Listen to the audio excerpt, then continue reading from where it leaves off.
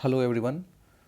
तो हम लोग एक नया सीरीज़ स्टार्ट करने के लिए जा रहे हैं। तो इस सीरीज़ में हम लोग 90 डेज़ का चैलेंज ले रहे हैं और we will discuss 20 question per day of PYQs.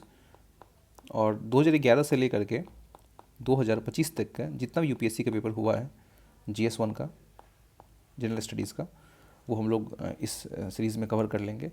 तो आप लोग बने रहिए पूरे सीरीज़ में, क्योंकि आज हमारा जो है डे फर्स्ट है और we will continue till day 90। तो आपका बहुत सारा कॉन्सेप्ट बन जाएगा, बहुत सारे सब्जेक्ट का रिवीजन हो जाएगा। और आपको पता ही है कि previous year question is very important, very very important, जिसका कोई भी आपका ऑल्टरनेटिव नहीं है। आपको प्रीवियस ईयर क्वेश्चन बना के ही जाना पड़ेगा। तो ये अच्छी चीज़ है कि हम लोग एक सीरीज स्टार्ट करेंगे आज से और हम लोग 90 डेज़ तक इसको कंटिन्यू रखेंगे। तो चलिए फर्स्ट क्वेश्चन से स्टार्ट करते हैं। With reference to the investment consider the following: bond, stock, hedge fund or venture capital. How many of the above are treated as the alternative investment fund? तो देखिए दोस्तों, alternative investment fund होता क्या है actually? Alternative investment fund ऐसे private investment fund होते हैं जो ट्रेडिशनल ऑप्शन जैसे कि शेयर हो गया, बॉन्ड हो गया, फिक्स डिपॉजिट हो गया, इसके अलावा दूसरे एसेट में इन्वेस्ट करते हैं। AIF मान लो कि ये fund normally high net worth individual के लिए होता है, जिसके पास मिनिमम इन्वेस्टमेंट अगर उनको 1 करोड़ करना होगा तो वो ऑल्टरनेटिव इन्वेस्टमेंट फंड से करेंगे। और आपको बॉन्ड और स्टॉक हो गया, ये दो चीज़ हो गए ना, ये आपको ट्रेडिशनल ऑप्शन हो गए इन्वेस्टमेंट का। तो यहाँ पे जो आंसर होगा that will be the hedge fund and venture capital.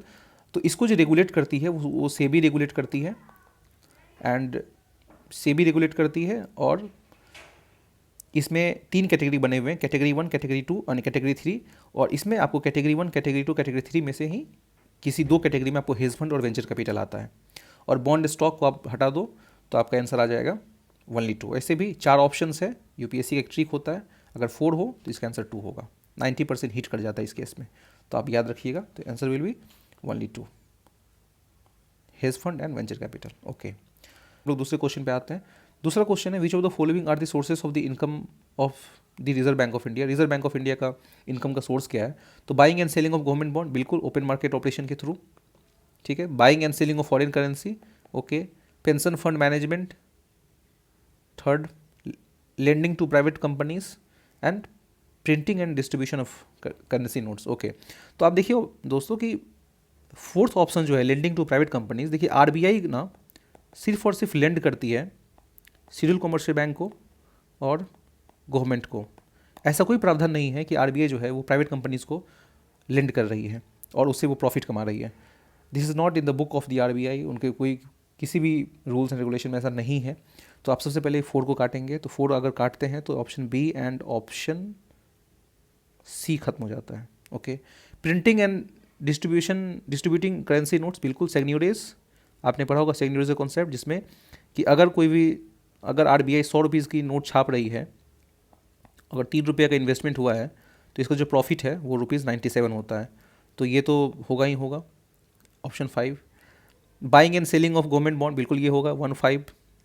Buying and selling of foreign currency, बिल्कुल फॉरेन करेंसी भी आरबीआई, फॉरेन करेंसी से भी आरबीआई जो है वो इंटरेस्ट कमा लेती है। और पेंशन फंड मैनेजमेंट, ये आरबीआई का काम नहीं है। तो ऑप्शन 3 को काट दीजिए, ऑप्शन 3 ऑटोमेटिक कट गया।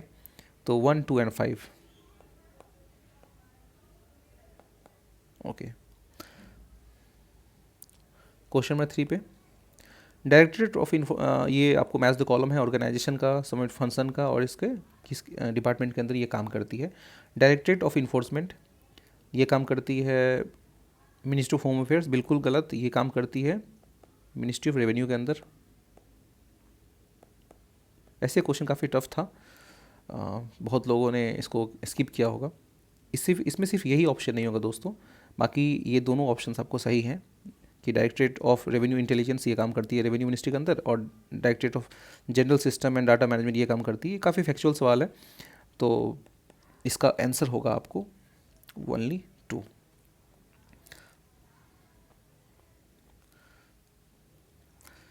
क्वेश्चन नंबर 4 पे आते हैं।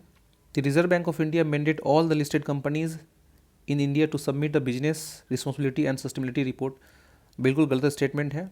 रिजर्व बैंक ऑफ इंडिया ये काम नहीं होता, बल्कि ये काम ना सेबी करती है।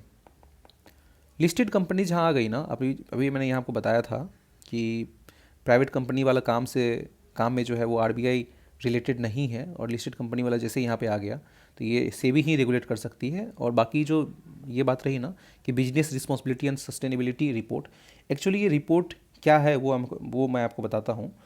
ये रिपोर्ट आपको नॉन फाइनेंशियल रिपोर्ट है।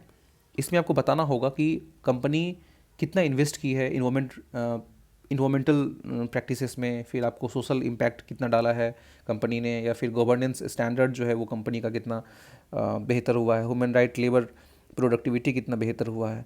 तो दिस इज़ नॉन फाइनेंशियल। तो आप ये कह लो ना कि जैसे सोशल रिस्पॉन्सिबिलिटी थी ना, उसी तरीके का ये है। और दूसरी बात ये है कि in India company submitting the BRSR make disclosure in the report that are largely on the non financial nature. बिल्कुल ये नॉन फाइनेंशियल नेचर है, क्योंकि एक कंपनी खुद जो क्लाइमेट पे उनका बुरा असर होता है, क्योंकि वो अगर कोई भी इंडस्ट्री है वो चला रही है तो इन्वामेंटल पोल्यूशन बहुत फैला रही है, तो वो इन्वामेंट के लिए क्या उन्होंने बेहतर काम किया है, उस पर ये लिस्टेड कंपनीज़ को जो है आपको रिपोर्ट सबमिट करना पड़ता है। तो ये जो है वो रेगुलेट करती है, वो मैंडेट करती है, कौन? सेबी करती है। तो इसका आंसर होगा ओनली 2।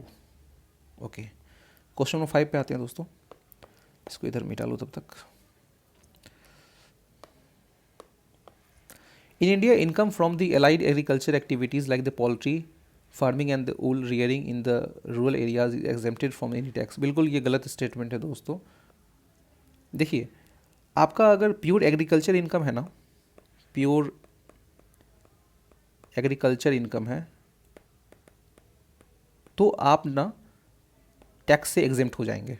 लेकिन अगर आपका एलाइड एक्टिविटीज़ है, जैसे पोल्ट्रिंग हो गया, फार्मिंग हो गया, डेयरी फार्मिंग हो गया, वूल रेयरिंग हो गया, तो आप ना कभी भी टैक्स से एग्जेम्प्टेड नहीं किए जाएंगे। तो ये वाला स्टेटमेंट तो गलत हो गया। Statement 2, in India rural agriculture land not consider as a capital asset under the provision of income tax act 1961। अच्छा, rural agriculture land is not considered, rural agriculture land को कंसिडर नहीं करते, बिल्कुल गलत स्टेटमेंट है। आप अर्बन जो land है ना वो कंसीडर किया जाता है, और rural agriculture land not considered. हाँ बिल्कुल बिल्कुल, ये स्टेटमेंट सही है मेरे दोस्तों। रूरल एग्रीकल्चर लैंड जो है वो कंसीडर नहीं किया जाता है, अर्बन एग्रीकल्चर लैंड अगर है तो वो कंसीडर किया जाता है। बिल्कुल इस बात को आप ध्यान में रखिएगा। ये 2 स्टेटमेंट सही है, दूसरा सही है।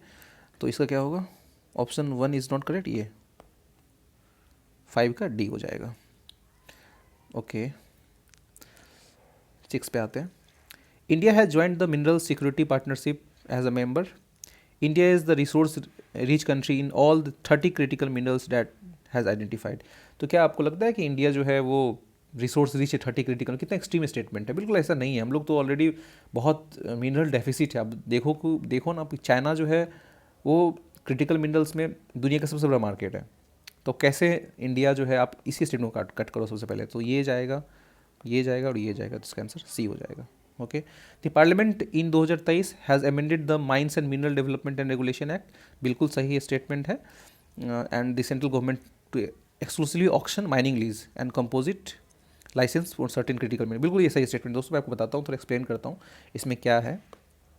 देखिए ज़रा, इंडिया में मिनरल क्लासिफिकेशन और उनका रेगुलेशन ना मिनिस्ट्री ऑफ माइंस के थ्रू होता है, और ये एक एक्ट के अंदर होता है, उसका नाम है मिनरल्स एंड एक एक्ट है यहाँ पे लिखा हुआ है, माइंस एंड मिनरल्स एक्ट 1957 के तहत होता है।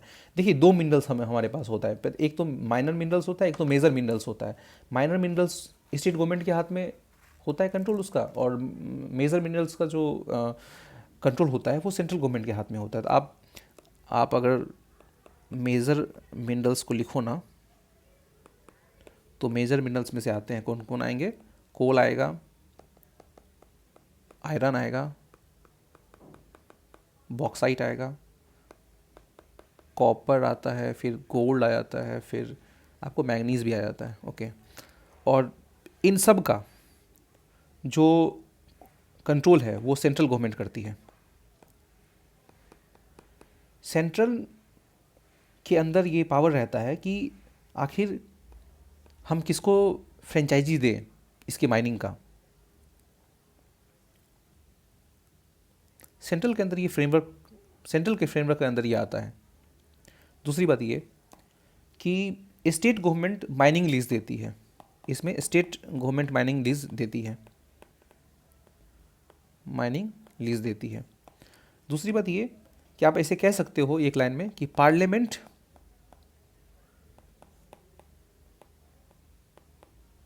रेगुलेट इसको करेगी, पार्लियामेंट रेगुलेट करेगी, ठीक है।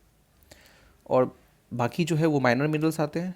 माइनरल्स में बता दो आपको कि सैंड होता है, ग्रेवल होता है, बिल्डिंग स्टोन हो गया, इस पर स्टेट गवर्नमेंट का पावर होता है और ये एंट्री 23 के अंदर आती है और माइंस एंड मिनरल्स को स्टेट रेगुलेट करेगी, ठीक है। माइनर और मेजर, मेजर सेंट्रल गवर्नमेंट के हाथ में, माइनर और ये एंट्री 54 के अंदर और ये एंट्री 23 के अंदर, ओके। इसका क्या होगा ऑप्शन 1 और 3। चलिए दोस्तों आगे बढ़ते हैं।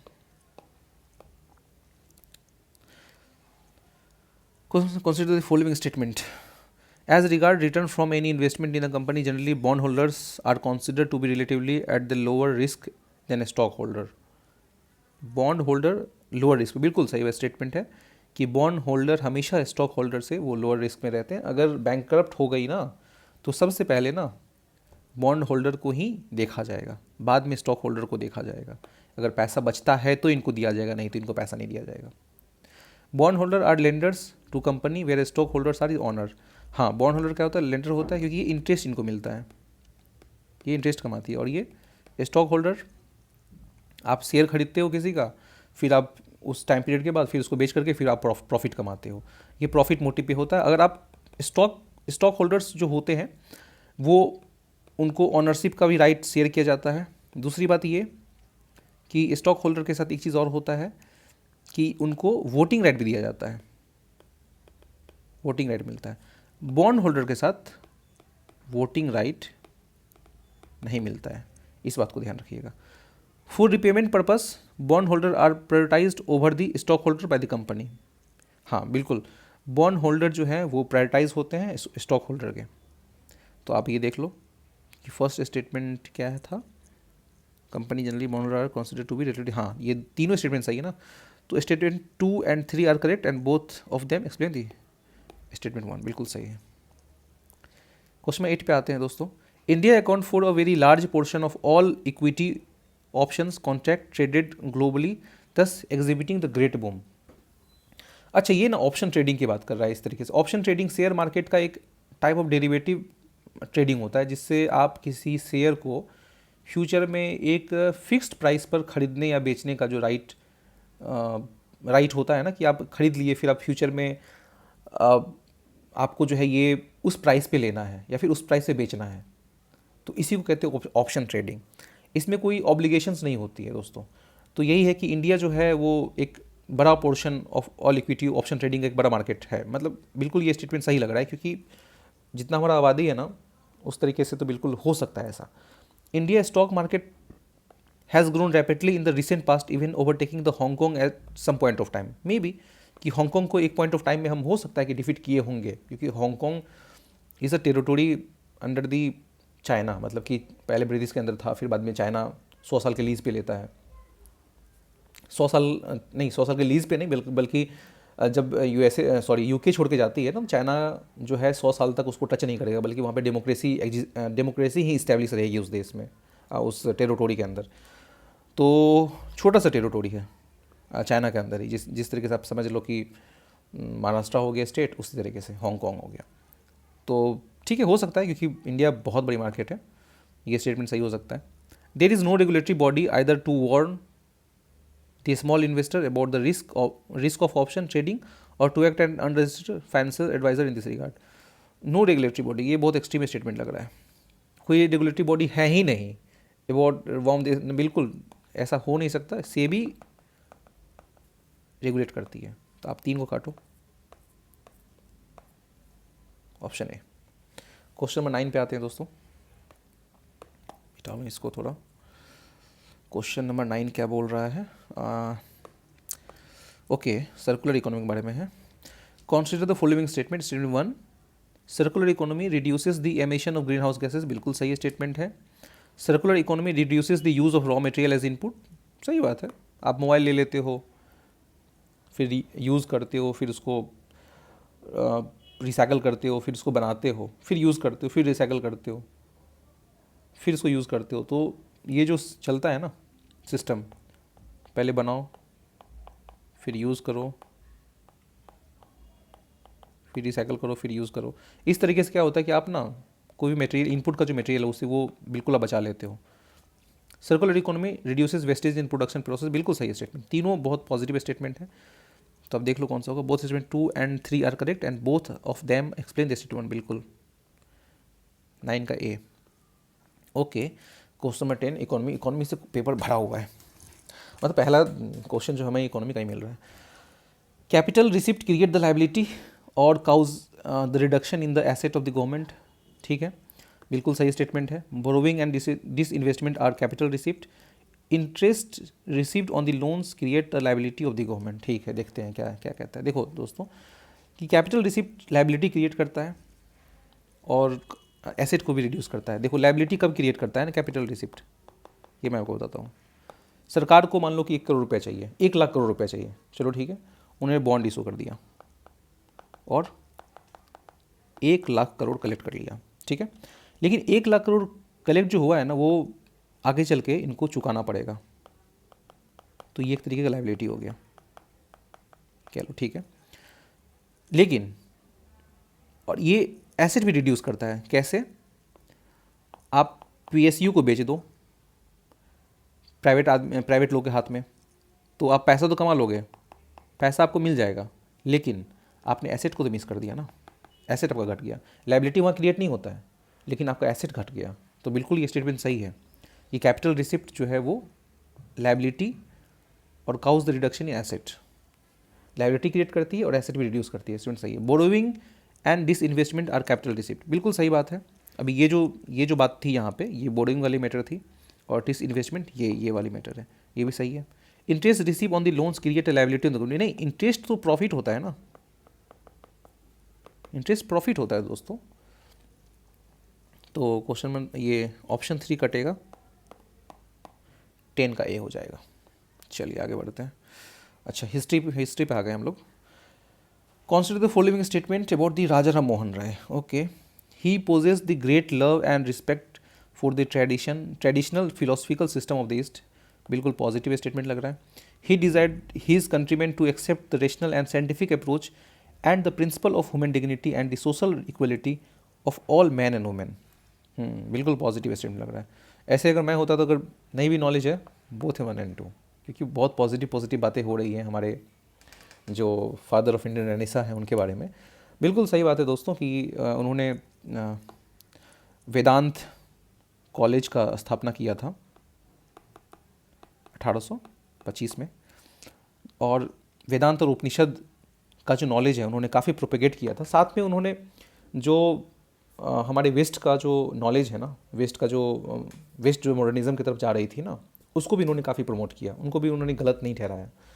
तो दोनों ईस्ट और वेस्ट दोनों को ये सपोर्ट करते हैं. तो ये तो स्टेटमेंट बहुत सही है.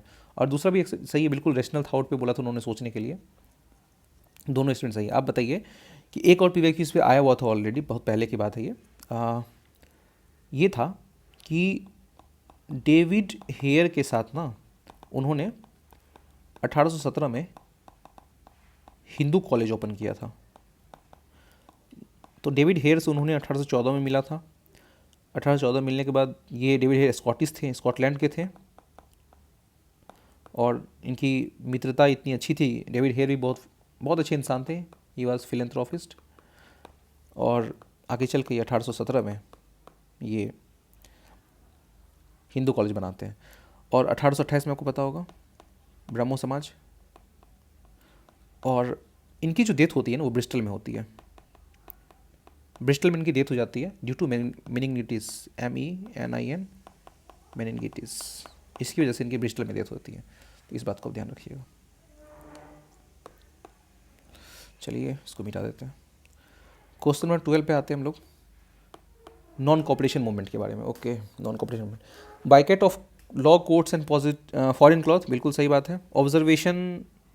Observance of strict non violence, okay, non violence के पाथ पे हम लोग चल रहे थे। Retention of titles and honours without using them in public, retention of title नहीं था दोस्तों, बल्कि एबोलिशन ऑफ टाइटल्स था ना, मतलब जो भी टाइटल था उनके पास उनको हटा दिया उन्होंने, रिमूवल ऑफ टाइटल्स कह लो आप, जिस तरीके से नाइटहुड का टाइटल कह लो, राय बहादुर का टाइटल कह लो, उन्होंने सब कुछ छोड़ दिया था। Establishment of panchayat for the setting dispute, panchayat का क्या नॉन कॉपरेशन मूवमेंट के दौरान इस्टेब्लिशमेंट हुआ था, बिल्कुल, क्योंकि महात्मा गांधी का एक कॉन्सेप्ट है ना कि organisation of village panchayat, article 40। तो अगर आपको नहीं भी आ रहा है तो आप सोचो कि महात्मा गांधी ही उस टाइम में लीडर थे, तो हो सकता है कि डेफिनेटली वो पंचायत की चर्चा किए होंगे। तो ये स्टेटमेंट भी काफ़ी पॉजिटिव लग रहा है, ये भी पॉजिटिव और ये भी पॉजिटिव। ये रिटेंशन टाइटल नहीं बल्कि एवोल्यूशन टाइटल था। Option 3, only 3। इरिगेशन डिवाइस अग्रघात, ओके, अग्रघात क्या है? ये क्लास 8 का एनसीईआरटी में दिया हुआ है, क्लास 8 का एनसीईआरटी आप देख लो, उसी में इसका फिगर भी दिया हुआ है। ये इस तरीके से कुछ व्हील होता है अग्रघात करके, और इस पर ना ऐसे बाल्टी लगे होते हैं, थोड़ा थोड़ा ऐसे ऐसे ऐसे, ये ऐसे रोटेट करता है, ये ऐसे रोटेट करेगा, और ये एक्चुअली पानी में होता है ऐसा, पानी पानी ये रोटेट करेगा और उस पर पानी भी ये कैरी करके ऊपर जाके ये छोड़ देगा पानी, फिर यहाँ से लोग पानी निकाल लेंगे, ऐसा होता है। इट इज़, ये ऑप्शन बी होगा इसका आंसर। ये लार्ज व्हील है ना, ये large wheel with earthen ports tied to the outer end of it spokes, ये होगा दोस्तों। Who among the following rulers in the ancient India had assumed the title Mata Vilasa, Vichitrachitta and Gunabhara? तो ये जो title मिला था ना, ये मिला था महेंद्र वर्मन वन को। और नरसिंह वर्मन कौन थे? Son of Mahendra Varman one. And Simha Vishnu कौन थे? He was father of Mahendra Varman one. और सिंह वर्मन ये भी पल्लवा के रूलर थे, पल्लवा रूलर ही थे, लेकिन बट इनके बारे में ज़्यादा कुछ हमें देखने को नहीं मिलता है। और आपको पता है कि नरसिंह वर्मन का कुछ मैं बता दूं कि ये पुलकेशिन 2 को हराते हैं और सोर टेम्पल बनाते हैं, सोर टेम्पल बनाते हैं कहाँ पे? महाबलीपुरम में, महाबलीपुरम में बनाते हैं। ओके, चलिए इसका आंसर क्या होगा? Option A. क्वेश्चन 15 पे आते हैं। Faxian the Chinese pilgrim travel to India, मेरे ख्याल से बहुत आसान क्वेश्चन, चंद्रगुप्त 2। ओके, फाइयान का किताब का नाम बताइए आप लोग। उन्होंने एक बुक लिखा था, बुक का नाम था CU की। ओके, और समुद्रगुप्त की अगर बात कर ले तो इनके बारे में कुछ बताओ आप लोग। तो ये एक चीज़ है यहाँ पे कि इलाहाबाद पिलर इंस्क्रिप्शन है, इलाहाबाद पिलर इंस्क्रिप्शन हरिसेन लिखते हैं इस पर, और संस्कृत की लैंग्वेज में लिखते हैं ये। इलाहाबाद पिलर इंस्क्रिप्शन का इलाहाबाद पिलर पे ना और लोगों का मेंशन है, जैसे कि अशोका का मेंशन है, अशोका की जो पत्नी थी ना, पत्नी का नाम मैं भूल रहा हूँ, उनका भी मेंशन है, ठीक है। और समुद्रगुप्त का भी, जहांगीर, ये 3 मेंशन है। ओके, कुमार गुप्त, he was a son of Chandragupta 2 and Skandagupta. Hund's का इन्वेजन इन्हीं काल में होता है। और एक चीज़ और है कि भीतराई पिलर इंस्क्रिप्शन इनसे रिलेटेड है, भीतराई पिलर इंस्क्रिप्शन इससे रिलेटेड है। क्या होगा इसका answer? Chandragupta 2। Who among the following led the successful military campaign against the kingdom of Srivijaya, the powerful maritime state which ruled the Malay Peninsula, Sumatra, Java, neighbouring? इसका अगर देखेंगे ना तो एक ही यहाँ एक दिख रहा है ना, राजेंद्र चोला 1। इन्होंने ही अपना पावर को काफ़ी ज़्यादा एक्सपैंड किया था, कहाँ तक? जावा तक, सुमात्रा तक, अभी तक कह लो ना, अभी मॉडर्न थाईलैंड भी काफ़ी उन्होंने ट्रेड किया है। तो इसका एक ही ऑप्शन दिख रहा है कि राजेंद्र चोला 1। तो मोस्ट प्रोबेबली यही आंसर ही होगा, इसका आंसर यही होना चाहिए। अभी तो ऑफिशियल आंसर की इसका आया है नहीं, बट ठीक है, यही होगा। अब देख लो दोस्तों कि एंशिएंट से भी काफ़ी क्वेश्चन आ रहे हैं पेपर में, तो एंशिएंट भी यूपीएससी कभी कभी प्यार आ जाता है एंशिएंट पे उनका, खूब पूछ लेते हैं। ये देख लो एंशिएंट ही चल रहा है। चलो ये देख लेते हैं, ये महाजनपद से क्वेश्चन आ गया, काफ़ी अच्छा क्वेश्चन है ये, लेकिन 4 है ना, 4 है ना, 4 से 2 कर दो ना आप, 4 से 2 कर दो, हटाओ, आ गया आंसर ओनली 2। ऐसे भी देख लेते हैं, अस्मक, गोदावरी, कंबोज, विपासा, अवंती, महानदी और कौशल, सरयू। कौशल का राजधानी अयोध्या, अयोध्या में सरयू नदी बहती है, बिल्कुल ये सही स्टेटमेंट, एक तो सही है, बाकी का आइडिया है कि नहीं है देखते हैं। अवंती का कैपिटल था उज्जैन था शायद, हाँ उज्जैन। उज्जैन महानदी नहीं, महानदी तो नहीं बहनी चाहिए उज्जैन में, महानदी कहाँ बहती है, आई थिंक महानदी ओरिजिनेट करती है छत्तीसगढ़ में, और ये उड़ीसा होते हुए बे ऑफ बंगाल में जाती है। अवंती के पास ना, मतलब उज्जैन तरफ ना, ये नर्मदा होनी चाहिए, नर्मदा, ठीक है। कंबोज, विपासा, अस्मक, गोदावरी। अस्मक का कैपिटल पुदाना था और कंबोज का कैपिटल राजापुरा था। कंबोज, विपासा, इसमें जो गलत स्टेटमेंट है दोस्तों वो मैं ये कह देता हूँ, ये 4 सही है, 3 गलत है। अस्मक, गोदावरी ये सही है, कंबोज, विपासा ये गलत है, तो इसका आंसर है 1 और 4 सही है, answer 2। Okay, the first Gandharva Mahavidyalaya, a music training school, was set up in 1901 by Vishnu Digambar Paluskar in Lahore. काफ़ी वाहियात क्वेश्चन है, इसका आंसर लाहौर है। 1839 में ये जो आपको दिखते हैं ना विष्णु दिगंबर पलुस्कार, ये इंसान, ये जो महापुरुष हैं, इन्होंने भारतीय संगीत को बहुत ऊंचे स्तर पर इन्होंने ले पहुंचाया। और दूसरी बात ये है कि 1901 में उन्होंने तो लाहौर में तो ओपन किया ही था, बाद में इन्हीं से इंस्पायर होकर के एक और महापुरुष थे जिनका मैं नाम भूल रहा हूँ, उन्होंने 1839 में दिल्ली में इस्टेब्लिश किया था, तो इसका आंसर होगा Lahore. Ashoka inscription suggest that the Pradeshika, Rajuka, Yuktas were the important officer at district level administration में। ये इंपॉर्टेंट ऑफिसर होते हैं और इनका डिफरेंट काम है दोस्तों, आप इनका काम देख लीजिएगा क्या काम है। मैं आपको बता देता हूँ कि राजू का, जहाँ तक मुझे याद है, राजू का जो है वो आप कह लो कि रेवेन्यू ऑफिसर में आते हैं, रेवेन्यू ऑफिसर में आते हैं। और आज के समय में जिस तरीके से डिस्ट्रिक्ट मजिस्ट्रेट काम कर रहा है ना, तो राजू का भी उस टाइम उसी तरीके से काम करते थे। और युक्ता जहाँ तक है, युक्ता एक एग्जीक्यूटिव ऑफिसर के रूप में आपको देखने को मिलेंगे। और प्रदेशिका जहाँ तक है, ये एक सुपरवाइजिंग, ये कोई काम है तो उसको सुपरवाइज करने का काम इन्हीं के अंदर था, supervising work of administration eight district level, तो वो प्रदेशिका का काम है। लास्ट क्वेश्चन हम लोग देख लेते हैं दोस्तों, लास्ट क्वेश्चन क्या है।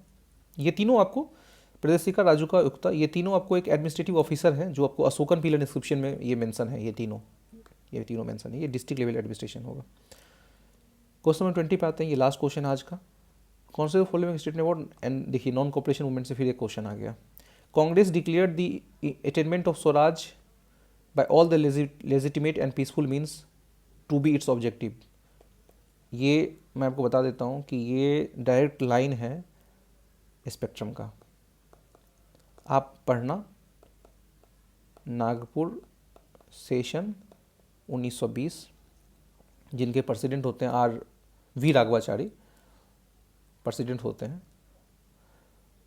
उसमें ये लाइन डायरेक्ट दिया हुआ है। पहले सिर्फ और सिर्फ कॉन्स्टिट्यूशनल मिल पे हम सेल्फ गवर्नमेंट की बात कर रहे थे, लेकिन बाद में नागपुर सेशन में आते आते ना हम लोगों ने इसको चेंज करके कॉन्स्टिट्यूशनल मीन्स पे हम लोगों को सेल्फ गवर्नमेंट लेना है, बल्कि चेंज होकर ऐसा हो गया था कि हमको स्वराज लेना है through legitimate and peaceful means. तो ये स्टेटमेंट बिल्कुल सही है। It was to be implemented in a stage with civil disobedience and non payment of taxes and next stage only if Swaraj did not come within the year. ठीक है, ये तो था ही कि सबसे पहली बार बात की गई थी कि नॉन कॉपरेशन मूवमेंट एक ऐसा मूवमेंट था जहाँ हम विद इन 1 ईयर के अंदर हमें स्वराज ले लेना है, हासिल कर लेना है। तो इसमें एक स्टेप वाइज था, पहले हम फॉरेन गुड को बैकेट करेंगे, फिर रूल तोड़ेंगे, रूल तोड़ने को ही हम कहते हैं सिविल डिसोबीडियंस, फिर इस तरीके से ही हम आगे बढ़ेंगे, तो इसका ऑप्शन दोनों सही हो जाएगा। तो थैंक यू सो मच दोस्तों, हम लोगों ने आज डिस्कस कर लिया है 20 क्वेश्चन। तो डे 1 का टारगेट कंप्लीट। तो हम लोग डे 2 में डेफिनेटली मिलेंगे और डे 2 में फिर आगे चल के हम लोग 21 से लेकर के 40 तक करेंगे। थैंक यू सो मच दोस्तों, थैंक यू।